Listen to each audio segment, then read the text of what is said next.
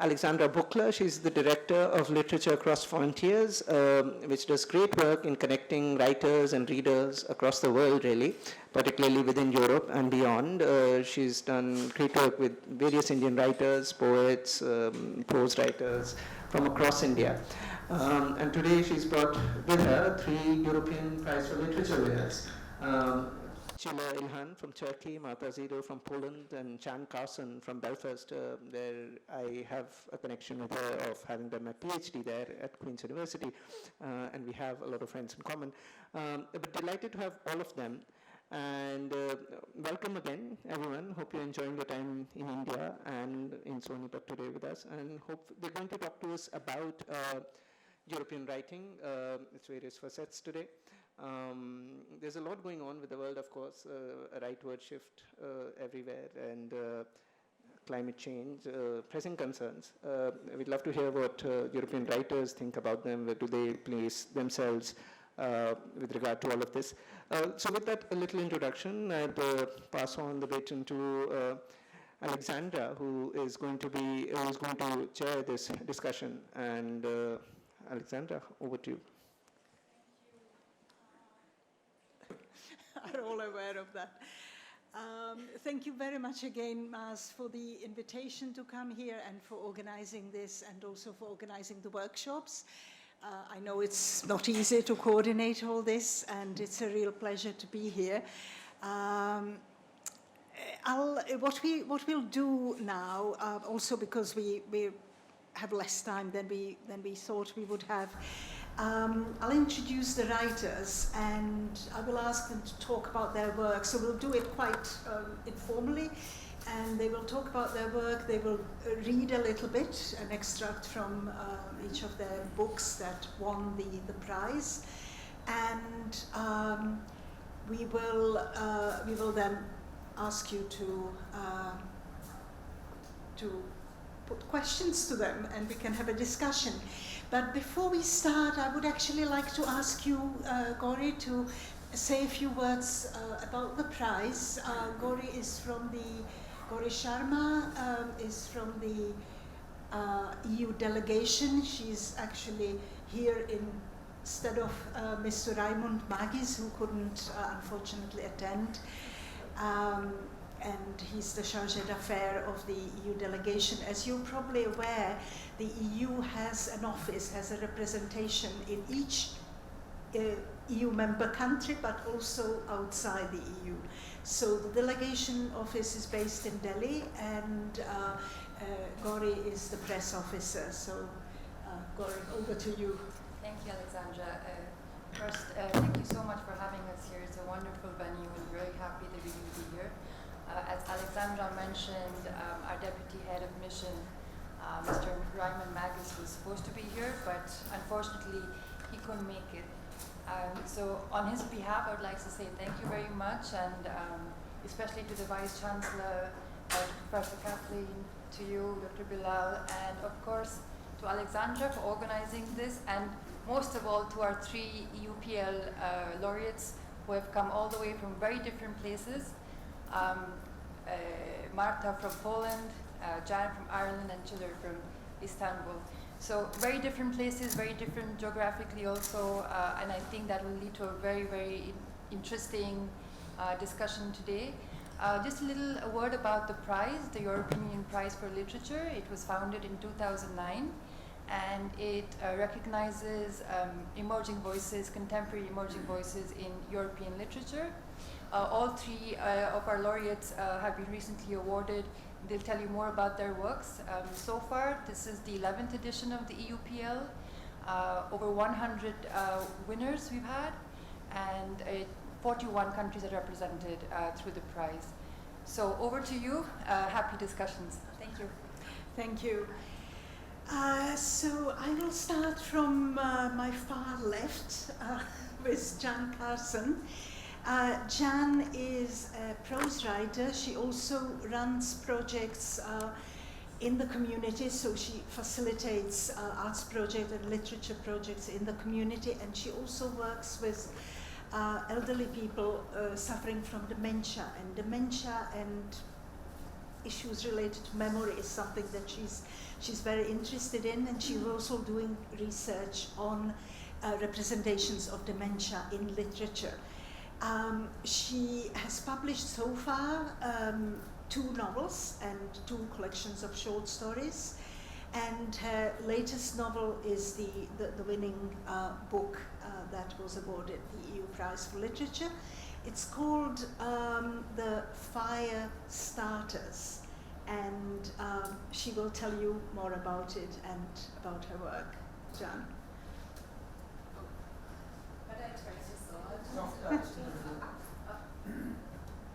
Aha. It's a little bit like addressing the UN, this setup, so I hope I don't have to fix climate change or Brexit in the next 10 minutes. Thank you so much for having me. It's really lovely to be here, and really lovely to reconnect with Maz, who was with us in Belfast for a number of years. I thought I would give you a little bit of context to my work and tell you a little bit about Northern Ireland, because I don't presume to think that everyone knows the intricacies of Northern Irish politics. And then I'll read 2 very short sections from the novel. So if anyone doesn't know anything about Northern Ireland at all, very complicated bit of the world, in 1920, the British and Irish government, confused as to what to do with the English people who had settled in Ireland, gave a small chunk of land at the top of the country back to British rule.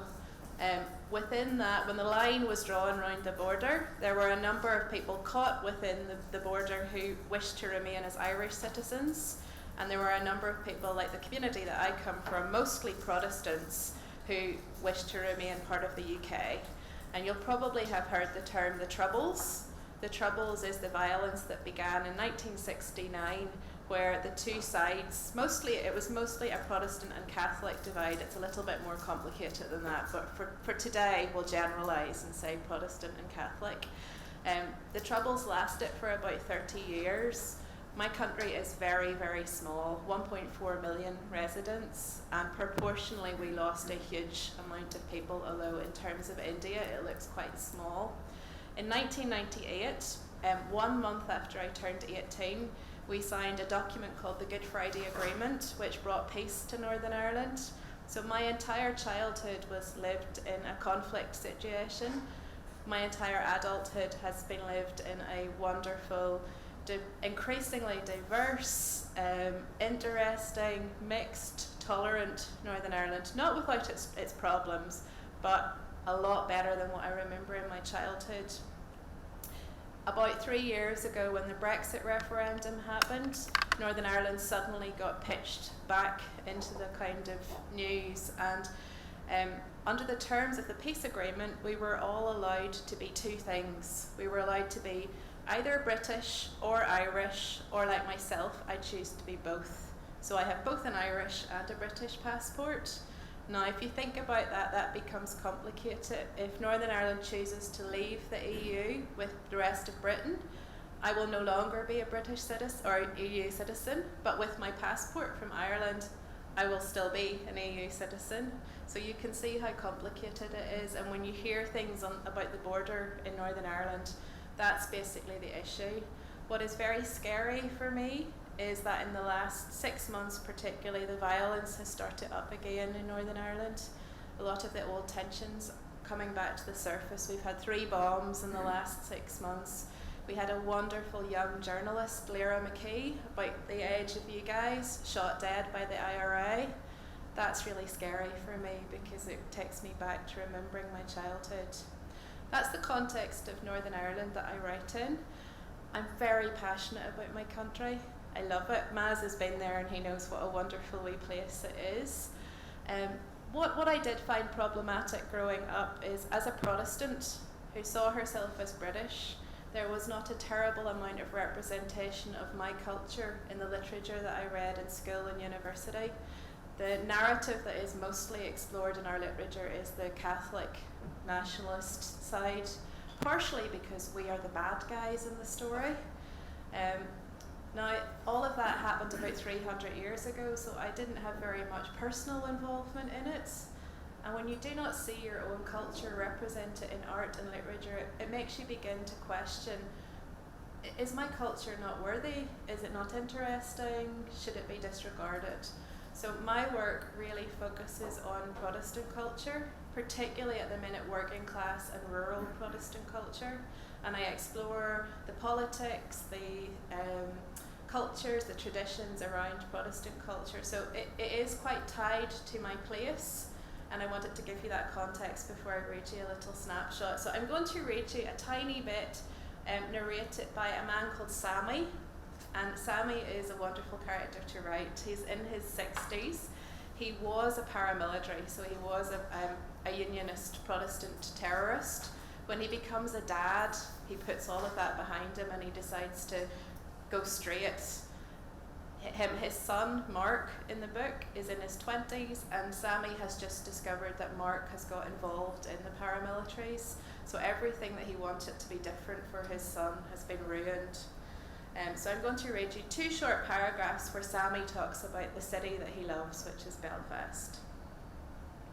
Sammy Agnew has known this city his entire life. The map of its little streets and rivers is stamped into him like a second set of fingerprints. When he opens his mouth, it is this city's sharp and stringy words that come noising out.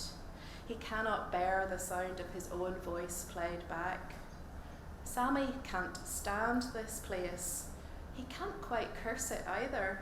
He'd give anything to scrape himself clean of it, to flit and start again someplace warmer, like Florida or Benidorm, someplace a bit less like a goldfish bowl. He's tried. God only knows how hard he's tried. But this place is like a magnet, coaxing, dragging, reeling him back in, no matter how far he goes by plane or boat or in his everyday thinking, which is the hardest place to achieve distance. He'll still be a son of this city, a disloyal son, but nonetheless linked. Sammy keeps himself to the edge of things now, towing the line where the nicer neighbourhoods fold into the not so nice. He knows he isn't above any of it. The stink of a backstreet beginning cannot be washed off with soap or careful distance. He is this place, as his children are this place. This is not necessarily a good thing to carry, though these days there's a sort of mumbling hope rising off the city, swelling mostly in the young. There are even individuals proud to raise their heads and say, "I'm from here, and I will not apologise for it." Sammy thinks these folks are fools. He fears for his children, his son in particular. There's a hardness in the boy peculiar to this place. Hardness is not the worst way to hold yourself in a city so marked by disappointment. Yet Sammy knows that hardness left to simmer breeds rage, and rage is next to cruelty, and this is what he sees every time he looks at Mark. This city fouling his boy up just like it once ruined him. Don't want to leave you on a depressing note, so I'm going to read one page from a little bit further on. The other big confession I have to make is that I am a magic realist. And I love being in India, being a magic realist, because you guys understand it. We have no tradition of anything but realist literature in Northern Ireland. I guess the thinking is that serious issues deserve serious, straight talking. And yeah, I come from a background where I first fell in love with literature through Salman Rushdie's Midnight Children and Günter Grass, and even writers like Kurt Vonnegut that used surrealism and absurdism to tackle very heavy issues. So I do believe there is a real strong argument for political engagement and magic realism. There are a number of little vignettes running through this book called The Unfortunate Children of East Belfast, and they're children who have really bad superpowers, really rubbish superpowers they can't do anything with. And it's a theme I'm interested in, the legacy of conflict and how it has impacted our children. Sometimes you can see it in the suicide epidemic that we have in Northern Ireland, the mental health issues, but you can also see it in this lack of ambition and this kind of sadness sometimes that marks our young people. We're not always as confident as we should be. So I'm going to introduce you to a girl who is occasionally a boat. And can you hear the word boat all right? Because my accent, like a ship. Yeah, sometimes the accent's a bit funny. And I think she is this way because of what she's had to carry. so you'll see it coming out in the passage. Her name is Lucy. In a backyard on the edge of Castlereagh, Lucy Anderson is becoming a boat for the third time this week. She stands ankle deep in her sister's paddling pool and waits. Her father's let the hedge grow high so the neighbours can't see. Lucy prefers to be a boat on the river. She likes to glide with the loop-necked swans of Victoria Park. But sometimes the need to change comes on her quickly, and there isn't time for anything but the backyard and the paddling pool with its lurid pattern of tropical fish. Privacy is essential. Hence the hedge and the curtains drawn throughout the house.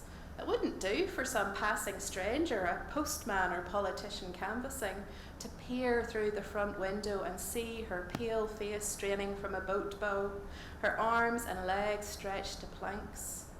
Lucy waits in the tepid water.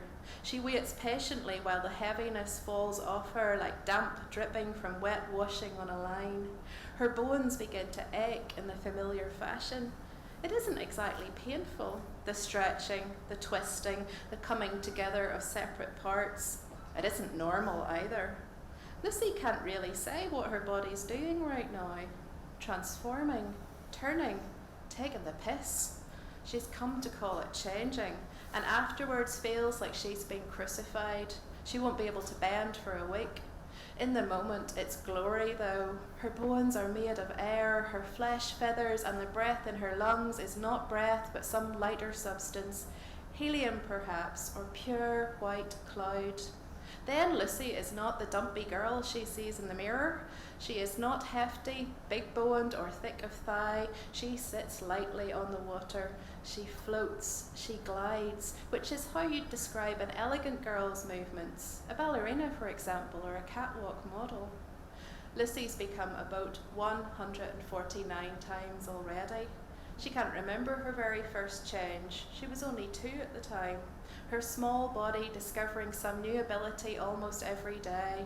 Who's to say she hadn't taken it all in her stride, adding boats to walking, talking, and all the other tricks she'd lately learnt.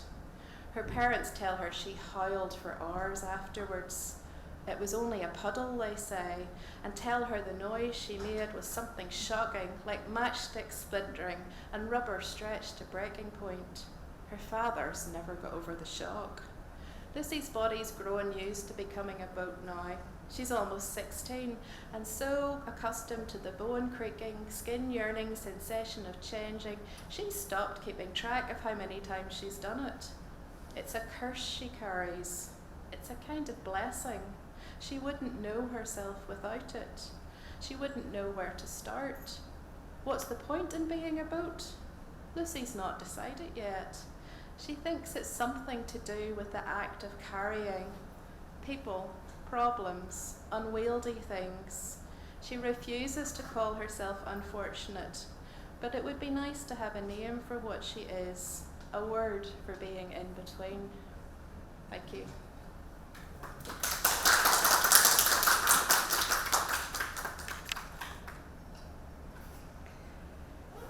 Our next speaker, next author is Marta Zido. Marta is from Poland and she writes in Polish. The novel that she won the UPL with has not been translated yet, but she has an extract that she's going to read from, and she has actually published quite a lot, and she also has produced films. She's a filmmaker, documentary filmmaker, and film editor.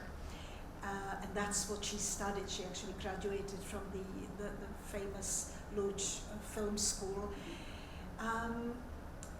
So she has 3 novels. She has also something described as hypertext, which I believe is a kind of internet. Yeah, I will speak about Okay, it. okay. So I won't go any further explaining this. Exactly. And her the novel that won the prize is called Frajda. She also produced several documentary films which look at women's role in Polish history, and I find this personally very interesting. She has, for instance, examined the solidarity movement, which you may have heard about, which was a really important moment in the history of Eastern Europe. At the beginning of the 80s, it really started, it was a movement which started as a kind of more a movement about workers' rights, but then it turned into a pro-democracy movement, and it really set off the chain of events which then led to the collapse of communism in Eastern Europe. I myself come from Prague, so this is why I find it so interesting. And Marta actually discovered that this movement, which is always presented as a kind of male movement, really, that there were lots of women active in it, and she made a documentary, a feature-length documentary about it. She also has focused on other topics which are considered taboo in Poland. Poland is a very strongly Catholic country, and so she has been looking at topics such as abortion, reproductive rights, and so on. So I will now ask Marta to talk about her work and read an extract. It is a great pleasure for me to be here, and I am really, really happy that all of you came here to get familiar with our writing, European writing. What can I add to what Alexandra just said? That I started writing when I was 16 years old, and I didn't now realize that I became a writer, and that would be my the important part of my life. My first novel is about experience of abortion, and it is the taboo topic, as Alexandra mentioned, in Poland, because in Poland we have very restricted anti-abortional law, and it is a kind of taboo. The second one is about also about women perspective, about women issue. It is of course a very wide theme. The second one poses a question of a beauty terror, how we women could deal with that, how to respond to that. Hypertext novel. It was a kind of experiment. It is published only, you can read only online version of it. It has no paper version, and you can read it in a different order. It is similar as you probably know this famous book of Julio Cortázar. I don't know what is the English title. Polish title is Gra w klasy. You can read it in different ways, just like a linear story or non-linear story, and discover that you could read completely different stories, and it is depend on the way you choose. So I think it's called about Spanish. yeah, and the next one is a non-fiction book based on my work as a documentary filmmaker, because I never attended to any creative writing courses. What I educate all of about storytelling I learned during my film studies in film school in Łódź. So a non-fiction book that is entitled Women of Solidarity is based on 4-year research of the theme about women of solidarity, their involvement in the movement, and it poses a question why all those women who had real strong ability to become leaders, and they played a really big role in that moment of the history, why they have disappeared, and we as Polish people have no knowledge about them. So what I was trying to do, I was trying to discover their role and discover something that is cover, and we are not aware of that. And working on that movie about women of solidarity and working on the topic and publishing a non-fiction book provoked me to investigate another part of Polish history that happened 100 years ago, when women have no right to education, no right to earn money, no right to choose the way of life. And Women Power, it is a docudrama. It was produced 1 year ago in 2018, and it is about women's suffrage. Polish suffragettes, Polish women, of course, Poland as a country didn't exist because we were occupied. But there was really strong movement of Polish women who were struggling for women education, women rights to work, and to vote. And finally, 100 years ago, in 1918, they got the right to vote. And the last novel I wrote, Frajda, it has not yet my translator, who was now she's in the process of translation into English, haven't found equivalent to the word Frajda. It is really difficult to find the proper word. So Frajda won the EUPL prize, and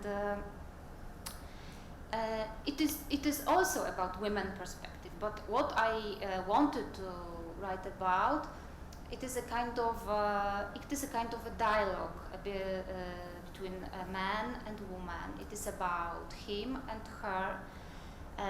They are in their 40s, and what they are trying to do, they were trying to remember themselves, their first love.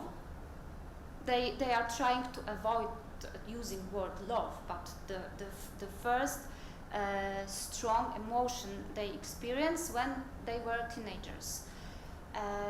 It is a kind of a dialogue. It is about memory. It is about how our memories transform after some times. And from the perspective of the adult people, they are trying to remind themselves what they experience, to understand that. And what was the big challenge for me was to write from the man perspective, because the structure is a kind of dialogue. It is written in the second singular. Women perspective, man perspective, and their memories. What I'm going to do now is to give you some taste of man perspective.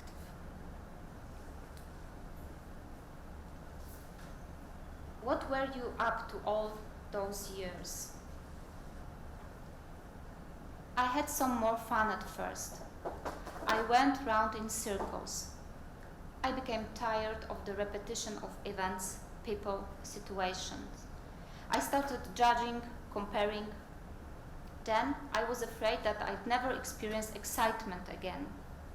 Instead of pure joy, there was more and more cynicism and irony.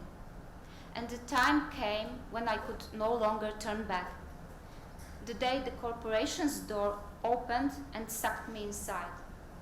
I took a deep breath.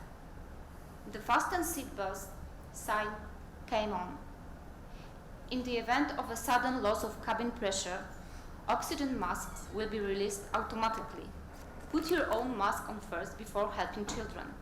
Warning, severe turbulence may occur. I took off. My first step in the clouds was an endless maze of corridors. Glass-walled lift, an artificial garden, offices with myriad entries but no exits. The chip of the ID badge, and the moment I passed through that gate was the point at which the curtain fell of my life, and the subtitle appeared on screen. 15 years have passed. The long, dark hours revolved around projects, schedules, budget, evaluations, deadlines. I became blind to the world, deaf to myself. There was always something more important that needed doing right away.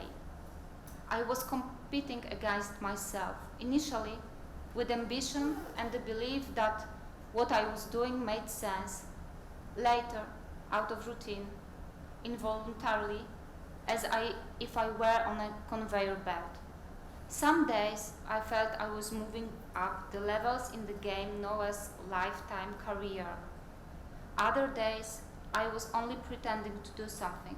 I spent half of a day scrolling through Facebook and the other half with a headache. I took flights to pointless business meetings and taxis to empty hotel rooms. The view of clouds below, and we wish you a pleasant journey. Sometimes the thought occurred to me that maybe you were also wandering to Earth, drowned into a vortex of repetition, departures and returns. That maybe one day our path would cross. I'll meet you dressed in a black dress with a zip at the back. You let me unzip you. You will be ready for me immediately. We are the kings of life, you whispered to me when we were winding down the back street of the sleeping city long ago. A couple of teenagers, tipsy and horny. Back then, before all those spring and summers went by. A porter chased us away from outside the hotel. We couldn't afford to spend the night there, and we ended up in a playground in a wooden train carriage. We opened a bottle of wine with a nail. We caressed each other until dawn, until we were out of breath, until the birds in the treetops began to caw and daybreak came. Do you remember? 20 years ago, the porter chased us. You won't believe it, but I spent the night there recently. In the morning, a few minutes after 7, I'm leaving that very hotel. The taxi's waiting. I'm in a rush because of the train, because of important business, and there I see a couple of kids, a girl and a guy, staggering towards me. She's wearing an oversized sweatshirt, disheveled. He's got his arm around her waist. They are really cold but happy, crazed with nocturnal frenzy. Excuse me, have you got a light? Asked the boy. The question hangs on the air. Now he's the king of life, and me, where's my light?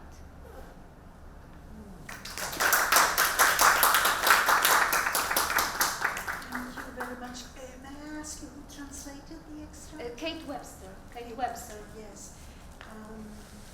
When you're dealing with translation, you always need to remember that you're listening to two people, actually, the author and the translator. And there is in the kind of translation community, there is a hashtag, name the translator, because it's often forgotten, it's as if you're listening to the author directly.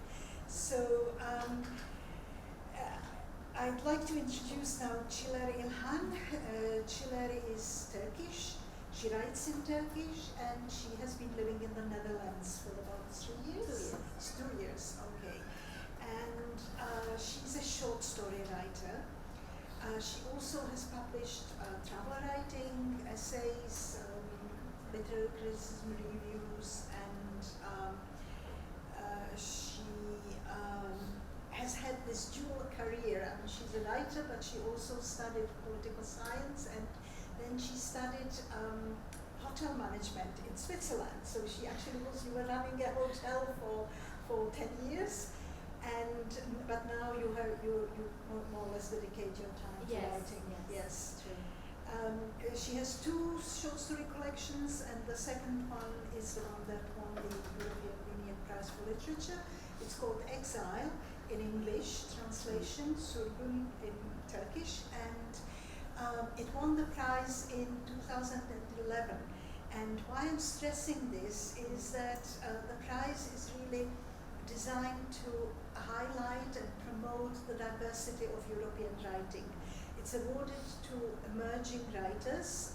The criteria is that the writer should have published between 2 and I think four books. But the main thing is that the author really is seen as deserving to be better known outside their country. So what that then means for the author is that they get translated. Exile has been translated by now into 27 languages, including English, including not just European languages, but also Hindi and Malayalam. And it's also thanks to Chiller's very active agent, who is based in Istanbul, and she does a really good job for her writers, getting them translated. So, Chiller, over to you. Wow, I did it in the first try. Usually I'm very unhandy, but I don't know if that's even the right word to say. Being a non-native English speaker is a horrible thing, because I was in Czechoslovakia for a festival, and there I had the chance to speak Turkish, and I realized it was one of the few international panels where I could speak Turkish, and I was like, wow, I'm good in Turkish. When I express myself better in Turkish. And whenever Jen makes a joke that I don't get, well, she's good. But I'm still happy that I had the chance to learn English, which many of us do not get in Turkey. So I was very lucky to have learned in English in good schools. I know there's this thing, very cliche about Turkey, a bridge between Asia and Europe, but it's true. It's really true. I go to Asia, I'm not, yeah, that's how the Turkish would do. Even yesterday, somebody said, yeah, the car will be here in 10 minutes. I said, okay, is it Indian 10 minutes, Turkish 10 minutes, or German 10 minutes? So there are so many things I can associate with in Asia, in Middle East, when I go to Middle East, because we are a part of the Middle East as well. In Europe, I feel very comfortable with a lot of things. And I'm a part of the Balkans geography as well, which actually got me to UK because my publisher, Susan, she publishes books especially from the Balkans. And as Alexandra was saying, actually, it's the Turkish writers, we are not too much translated to English. But probably you know Orhan Pamuk and Elif Shafak. I'm sure you are sick and tired of hearing Salman Rushdie as well, so they are our Salman Rushdie, but that's how it is. And people, my agent, they ask my agent, some of her writers, because she's the biggest agent, we don't have too many, and she's the biggest and the smartest and the fastest and the cruelest agent in Turkey. Some of her writers ask her, yeah, but why don't you get us translated? She's like, it's sometimes it's luck.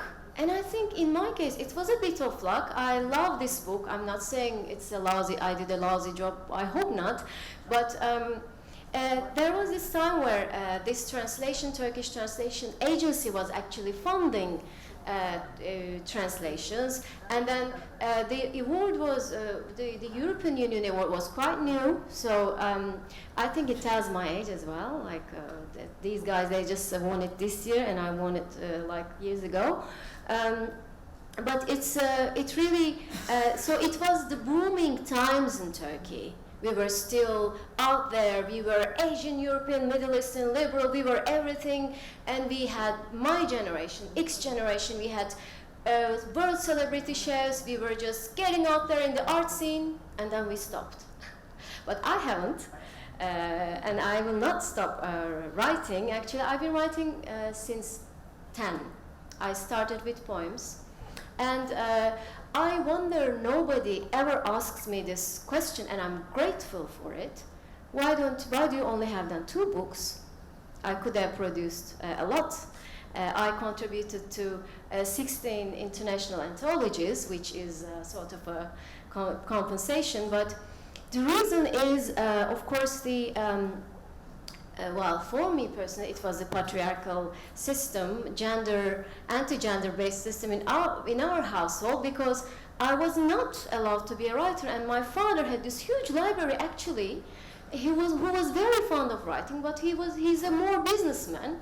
And then he appreciated me winning poem awards when I was even at this really young age, and she was like, very good, I'm happy that you can write, but you write after when you're after 50, when you're over 50.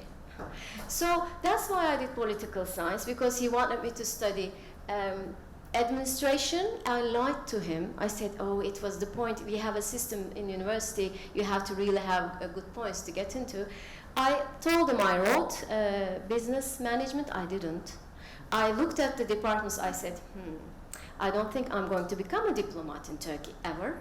But political science, I studied the program. It is so diverse. You can get so many subjects from law to microeconomics, history, and so I thought, okay, you know, at least I'll be reading a lot, and I will have the ground to start understanding humanity, maybe. Oh, what a big ambition, you know. So that's why I did it, and then I just found myself in Switzerland studying hotel management. Actually, what I wanted to do was studying acting in New York, but that wasn't a question. So my father said, okay, you can go abroad. I was dying to have a, you know, interaction abroad. I wanted to go abroad, and he said, okay, let's make a deal. What about studying hotel management in Switzerland? You come, help me set up the hotel, and then you go to Istanbul. And of course, being a businessman, he cheated me. He said, you know, in a few years after the hotel, you'll be able to get an apartment in Istanbul, and then you can write. Well, it didn't really happen. But that's how my background. But I think I still appreciate it, because having worked in hotel industry, and then I was an editor for over 10 years as well. And my workshop here is one of my today it's my other hat, being a travel writer and a travel editor, which I really love. It gave me such an insight on how things actually work in practical life.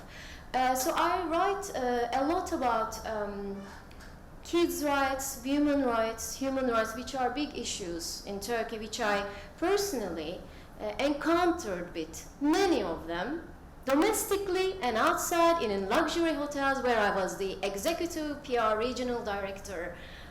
So it's on different levels. I just see these things, recognize these things, and Exile is a collection of short texts, not only about Turkey, but it's actually about realizing yourself, which is very challenging in countries like ours. So when I talk to my friends in the Netherlands, they're like, huh, what, come again? Your father didn't let you to be a writer and you studied hotel management? And what? They do not understand it, because in Turkey we have the system, we have this strong patriarchal system. But anyway, it still gets me, because I'm very stubborn and I have a compulsive obsessive personality, so I'm obsessed with the things I love. I never give up, I will never give up. And now I'm working on my novel, which hopefully soon be finished. I'll read a piece. This was translated by Ayşegül Toreser and edited by, again, a Turkish-British lady, Feyza. So it's all these powerful ladies who really contributed to this book, which I am very, very proud of. Right, I hope you really understand what I'm reading, because when I read, I think my accent is quite understandable, my Turkish English, but when I watch myself, I hate it. I'm like, do they really understand anything I say? So I really hope you do. I'll try to speak clear. Baby girl. Some kind-hearted had brought us a whole load of leftovers, and we were full. In good spirits, I mean. Us stray dogs can't always find something to eat. Some days we just cannot, you understand. But that day we had. Lucky us. And as we had nothing else to do, we were chilling. Gesundheit. We found ourselves in the cemetery. Suddenly Abby, He's the one with the strongest sense of smell among us. Now, I am the leader, but give credit where it's due. Started barking for no apparent reason. He never barks for nothing. On my command, my pack trotted over to where he was. The smell of the living. Impossible.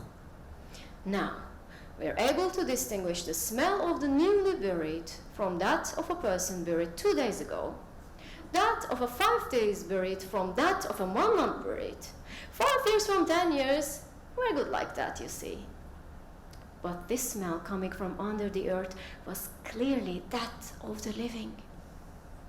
Immediately, on my command, my pack started digging with all 4 paws. Imagine 8 dogs, all barking and digging the earth in unison. Thank God we managed to attract the attention of some passerby. Otherwise, the smell of the living was coming from deep below, and who knows how much longer we'd have tried. There's no telling if the human being would have still been alive by then. That man, who saw us from a distance and suspected something fishy, came near us. Thankfully, he got suspicious at our anxiety and attitude.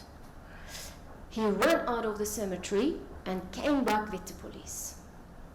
A swarm of policemen, picks and shovels in their hands, they wanted us to stand aside.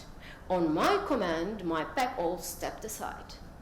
In a flash, they dug the earth we'd been pouring. And what do you think they found? A tiny human puppy. How happy we were! The police chief tagged me as the leader and gave me enough bones to feed my pack. That was some lucky day. Thank you.